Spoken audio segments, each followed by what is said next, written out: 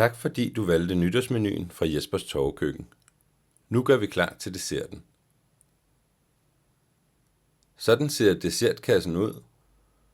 Den indeholder alt, hvad du skal bruge for at anrette desserten.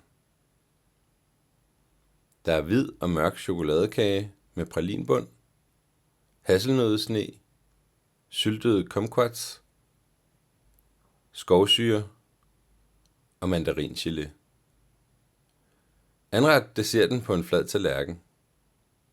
Start med at komme en skefuld af mandaringeléen på tallerkenen, og træk det så ud med en ske, så det fordeles pænt.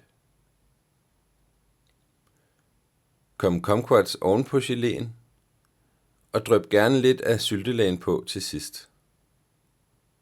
Anret kagen så den cirka midt på tallerkenen, og kom 1-2 skefulde hasselnøddesne ved siden af kagen. Til sidst pynter du retten med skovsyre. Og nu er din dessert klar til servering. Velbekomme.